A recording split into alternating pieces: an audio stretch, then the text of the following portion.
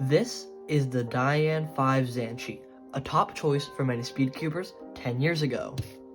And this is the RS3M 2020, a top choice for many speedcubers this year. There's been a 10-year gap between the two releases of these cubes, but exactly how much has changed? Now hopping onto these two cubes, let's start off with their turning style. The Diane 5 Zanchi. It's very fast, but also feels very blocky.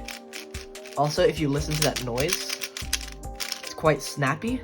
It is in blue plastic, but I don't really think that matters. Sadly, this cube has been discontinued for a while now. The way I actually got my hands on one of these is through a cube trade from Coach Speedcubing. Great channel, make sure to check him out. Also down in the description below. So this actually has been magnetized as well to give an even playing field with the RS3M 2020. So it is a magnetized Diane 5 Zanchi. Let's test out the corner cutting on the Diane 5 Zanchi.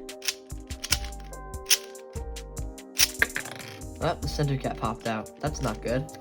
But yeah, it seems right about 45 is where you start having some minor issues, just a little over 45. That's actually not that bad, considering it is a 10-year-old cube. Let's put that off to the side. The turning of an RS3M 2020 is very smooth, relatively quiet, feels very plush.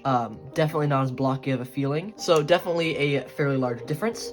This cube, however, the RS3M 2020, you can still buy on thecubicle.com, and you can use discount code HUMBLE to get a nice discount. Now, what I am actually very interested in is taking a look at the pieces of these two cubes. Just see them side by side actually a little bit. It seems that the Diane 5 Zanchi is just a bit bigger, but let's actually go ahead and take a look at the pieces. Shown on the right is the edge piece of a Diane Zanchi 5, and on the left shown is the edge of the RS3M 2020. Taking a look at the Zanchi first, very interesting shape. You can see there's actually a lot of curves on the edge pieces, which I find quite interesting. It does have the torpedo that you find in basically all speed cubes.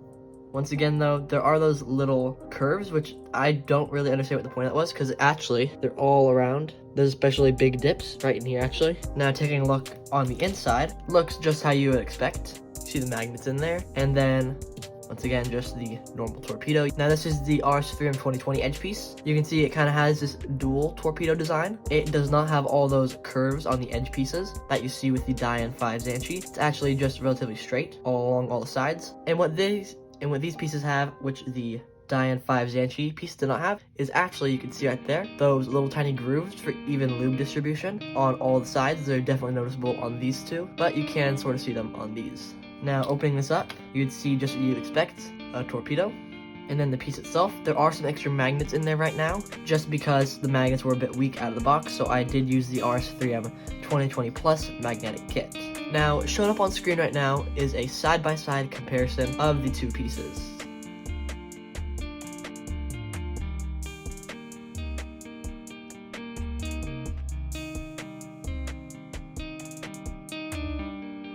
Now onto the corner pieces.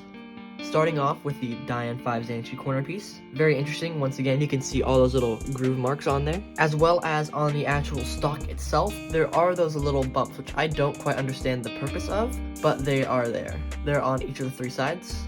And then it's actually just kind of flat right there. There's no second shell like you see on most corner pieces now. It's just a classic top piece of the stock right there. Pulling it open, exactly what you expect, where these three different pieces of the stock slide into one another, and then you can just see the magnets inside there. So nothing too special there. Now onto the RS3M 2020. There's definitely less of those little divots inside the piece itself. There are the ones around the edges of the corners, and then you can see that sort of double torpedo around the corner stock. Taking this apart, unlike the Diane 5 Zanchi, where the stock was connected in three pieces, there's actually a stock all on its own inside there, and then the three pieces slide into the stock. Once again, something that I noticed on there are those little lines and grooves for the even lube distribution. Now, shown up on screen right now is a side-by-side comparison of the Diane 5 Zanchi corner to the RS3M 2020 corner.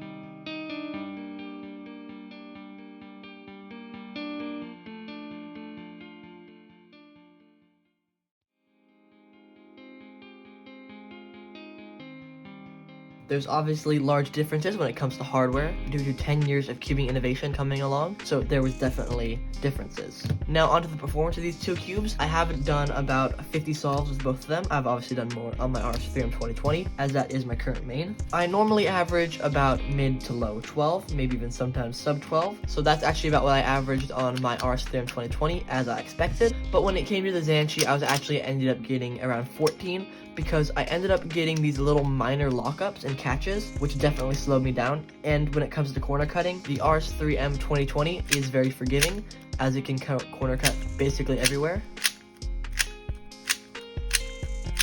But with the Diane Zanchi, I tried doing some corner cuts like I normally would with my RS3M 2020 solves, and I did end up getting some lockup, and every now and then actually, the center cap would pop out, just like that, which I did find to be very annoying. So overall, there has been some leaps and bounds within cubing innovation over the past 10 years.